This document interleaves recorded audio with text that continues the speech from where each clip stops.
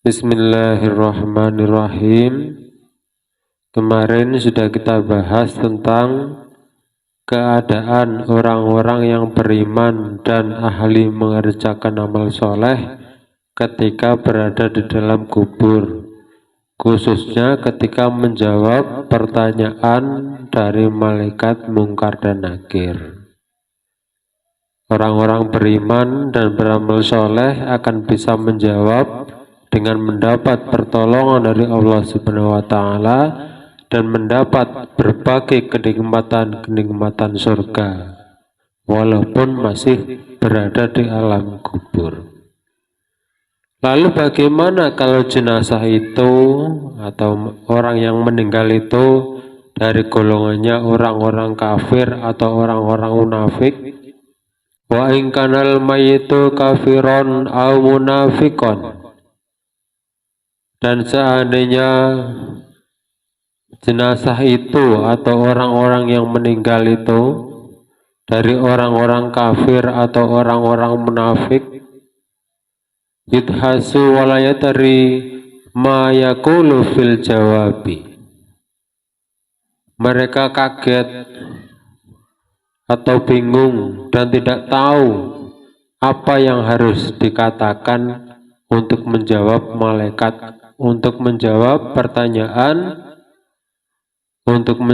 pertanyaan malaikat mungkar dan nakir. Jadi kalau orang-orang kafir, orang-orang yang munafik itu nanti nggak akan bisa menjawab pertanyaan malaikat mungkar dan nakir.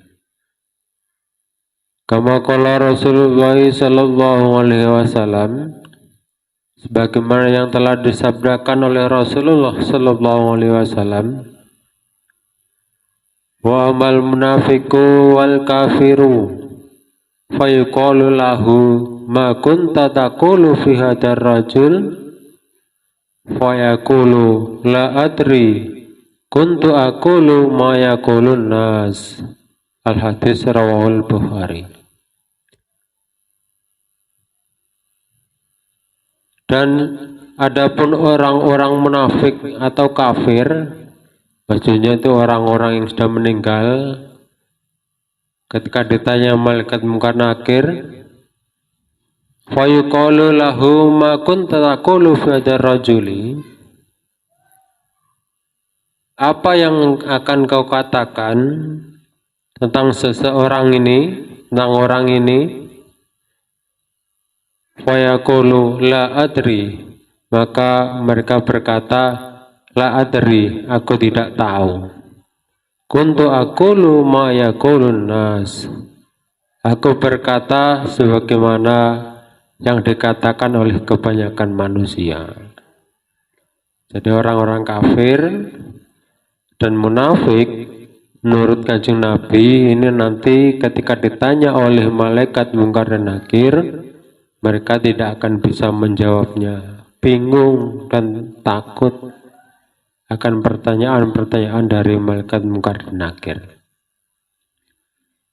Kemudian apa yang akan terjadi ketika orang-orang munafik dan orang-orang kafir tidak bisa menjawab pertanyaan dari malaikat mungkar dan nakir? Fayu'azibanihi hina idin asyaddal adab. Fayu'azibanihi hina idin asaddul adab. Maka mereka akan diazab pada saat itu juga dengan azab yang sangat pedih.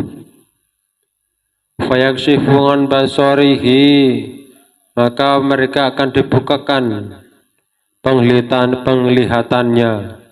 Fayuftahu lahu babun min abwabi jahannam, dan akan dibukakan pintu dari pintu-pintunya neraka jahanam.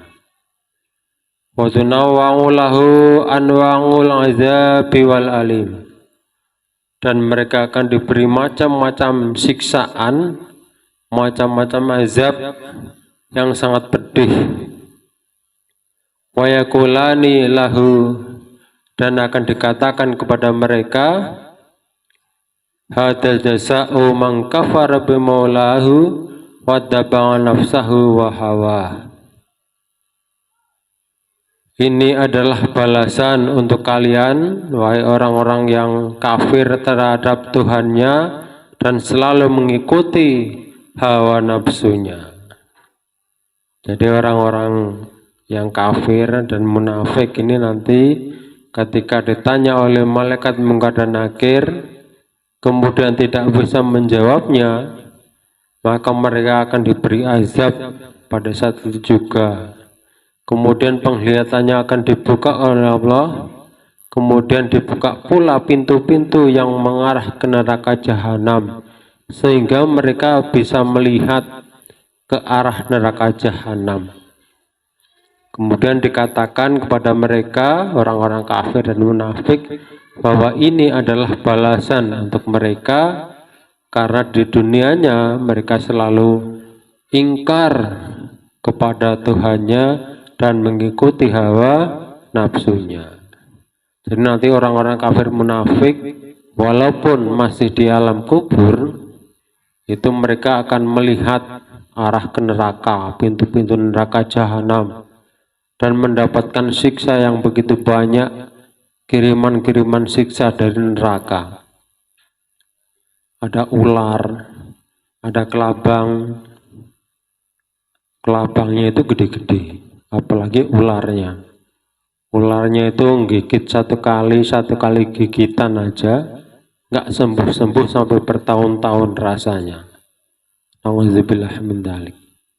Ini orang-orang kafir dan orang-orang munafik di dalam kubur saja sudah begitu besar, begitu banyak sisaan-sisaannya. Kama qala Rasulullah sallallahu alaihi wasallam, sebagaimana yang telah disabdakan oleh Rasulullah sallallahu alaihi wasallam, wa yutrabu bimatarika min hatitin, dan akan dipukul dengan pukul dari besi, derbatan